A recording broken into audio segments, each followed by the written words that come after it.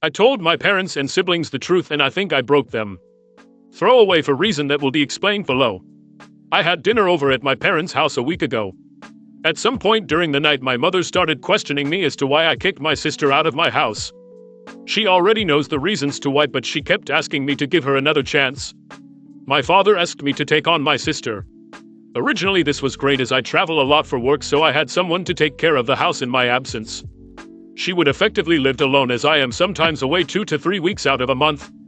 The only condition I put on her living with me was that she takes care of the house in my absence and cleans up after herself. A week after she moved in I left for 3 weeks. When I came back the house was a mess. No clean cutlery, dishes, nothing. The pizza box and plates was still in the same position as when I left the house 3 weeks ago, and she was sitting on the couch with 6 plates of uneaten food stacked on each other. Some had started to grow mold. I asked what is going on with the house and she told me it's my house, my job to clean up. Why should she clean up? I told her you are a grown woman. I never expected the house to be sparkling when I returned, but at least in the same condition as I left it. She wouldn't have died if she just cleaned up after herself, and again she said my house, my responsibilities. I just saw red. I snapped and told her to get her shit and get out of my house, and she laughed at me and said this is your home now, get to cleaning. Everything was funny to her until I started to throw he crap outside. She started with the waterworks, and when that didn't work she called my parent. I got a call from my father and I asked what is going on. I told him. I hung up the phone and sent him pictures of my house. He didn't even respond, only arrived 25 minutes later to pick up my sister, and he apologized to me. The story above was just my breaking point, but a lot of crap other that this has happened over years. I am always the last resort. Any issues someone has, they come to me. If someone needs money, I'm the one they call. If they need a place to stay, they show up at my house. They need help with something, I'm the one. I have always had to sit on the back burner and just be the support for everyone in their times of need, and when I needed them they weren't there, and I was told be a man and sort it out. My parents has been great parents to my younger siblings, 4 kinds in total.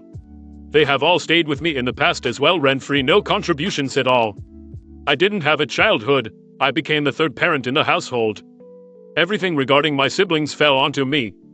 If I have to write everything I have done or been through for my siblings and parents, I will be writing this post for days. I don't really blame my parents, as circumstances was a lot different from when I was a child to my siblings. But the difference in the way we all were raised is evident. My siblings are entitled pieces of crap to mudded nicely, and the world has to bend to their wants. After my mom's constant question, I snapped when she said, I'm being heartless. I just unleashed everything onto them. I was ranting for about 30 minutes while they sat there in silence with their eyes getting bigger as the minutes passed. I finished with saying the only reason I'm still alive today is because I don't want them to stand next to my grave wondering what they did wrong, so I will be heartless, as I think it's time for me to stop worrying about that. I'm just tired of all this crap. I'm the backup for everyone in this family. I can see the pain on my parents' faces as they can't even look me in the eyes anymore.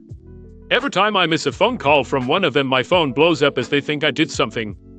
I fell asleep on the couch yesterday as I worked 36 hours straight and was tired. During me sleeping, my father tried to call me, and as I was asleep I didn't answer his calls.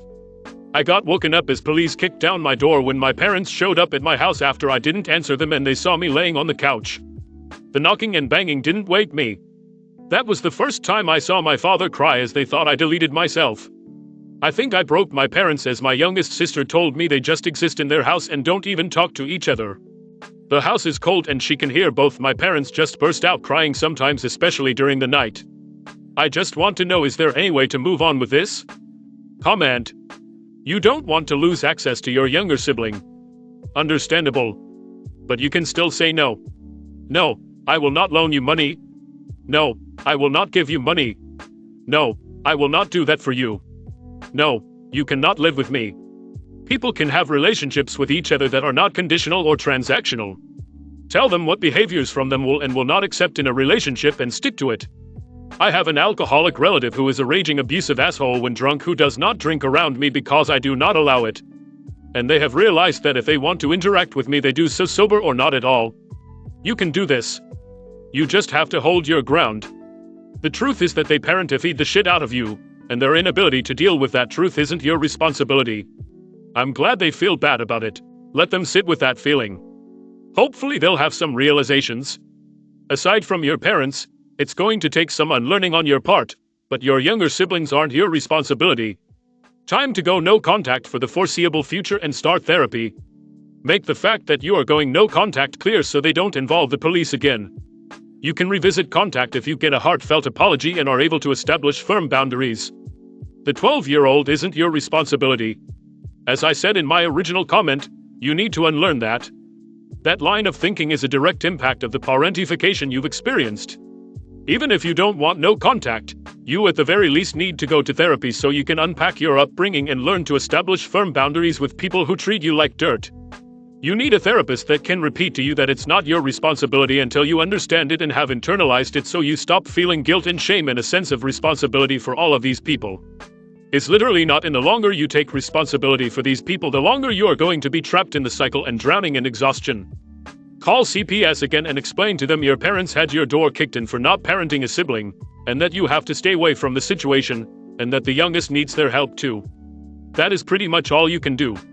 If you want her to be able to come to you for help in 5 years, she'll need to find you in a stable, self-supporting situation, level-headed, well removed from all these people who drain your energy with drama.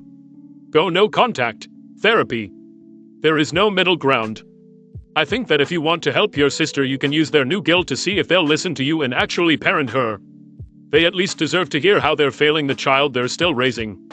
You might not need an apology, but a sincere attempt to change might mean something. I can understand why you want to support your sister.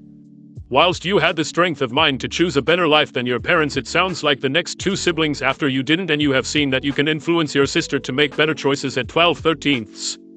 It sounds like you want to support her so she doesn't turn out like the other 2, and you've pushed yourself through the last couple of years for her sake, more than anyone else. What does your youngest sister need from you? What do you feel you need to do for her so she keeps making the improvements she has been? What do you need to be able to cope with the rest of your family? I think talking to someone about this would be helpful for you, and would it worth reaching out to your sister's school and talking with someone there who can provide additional help so it's not always falling to you? You sound exhausted and like you have the weight of the world on your shoulders. Your youngest sister is so lucky that you have cared so much about her. Story 2. My estranged sister wants to talk to me months after almost ruining my wedding day. How should I respond? My sister and I have a complicated relationship. Our parents divorced when we were young, and we lived with our narcissistic mother until I left to stay with my dad at age 16, her staying with our mom, whom I'm now no contact with. We went through a lot together in childhood, and were there for each other when our mom was abusive. However, as we grew up, we bickered like normal sisters do throughout our teenage years, except it would get intense at times and we would yell at each other and get into some nasty fights.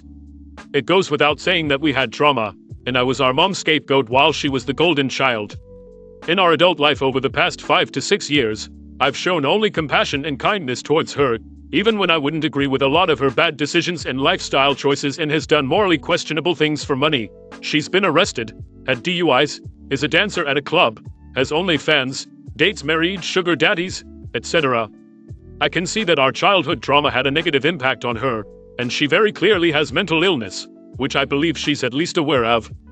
Our relationship hasn't been super close, as we are complete opposites, but in general it's been okay. I've always invited her to my boyfriend's family's events, etc., but have always walked on eggshells around her because that's how short-tempered and unstable she is. Fast forward to my wedding this April. She arrives very late, completely missing the ceremony and almost misses photos, seems out of it, and my first instinct is she's already drunk or something, but I let it slide. I don't even show my frustration towards her. Later in the evening during the reception, someone lets me know that my now Mill and other family members saw my sister snorting cocaine or some other drug right next to the bar. Obviously embarrassed, I try not to let it bother me, and continue on with my big day. Then, an hour or so later, I find out she's had a mental breakdown in the bathroom and our other sister, half-sister, has to take her home. Later that evening, once my now husband and I arrive at our cabin for the night, I see multiple texts from her consisting of very hateful, toxic things such as I've always tried to look better than her ever since we were kids, I've always put her down, and she doesn't want to be in my life anymore because it feels wrong. It upset me deeply that night, and never texted her back. She texted me last night for the first time since April, saying, "Can we talk soon? Hope you are doing okay." Truthfully, I don't know if I want to talk to her. I simply don't know what to say. I don't know if I want to reconnect with her. She's very toxic, and while I know she has mental illness and have felt bad for her over the past few years, I want to protect myself too. What would you do? Comment. Your sister's mental illness explains her toxicity, but it does not excuse it. You could answer her text with, "I'm well and hope you are, too. I'm not ready to talk. If that changes, I'll let you know. Please respect my boundaries." If she persists, remind her that she is crossing your boundary, and if it continues, you will no longer respond. Period. I think it is best for both of us that for the time being we do not have a relationship. In recent years, all we seem to do is make each other unhappy unintentionally. I hope you are well and wish you all the best. Then block her number, make your social media private, and try to live with an out of sight, out of mind mentality. You cannot control what she wrote or acted onto you. What you should do is to take action to protect your well-being. As the previous commenter advised, you should reply to her sternly, set your boundaries clear. And I want to add one more thing: if you don't feel well, just block her after. You don't need to explain more. You already felt hurt without the apology that will probably never come. You can just move on until you are ready to talk. Well, she might want to apologize in person and not on the phone to make it more sincere. But she might also gloss over it and tell you to get over it. Only she knows, and it's up to you to find out. But you are not obligated to meet her. You don't need to meet her if you are not ready. I have a sister that I have not got in contact with for over 6 years. When she texted me the last time, it was like she had never done anything wrong and that whatever was wrong between us never happened, and she never apologized, so I just blocked her. If she can't at least acknowledge when she's done something wrong and apologize for it, then I see no sense in letting her back into my life. If she really wants to apologize, she can send me a snail mail, but in the meantime, she's off my radar.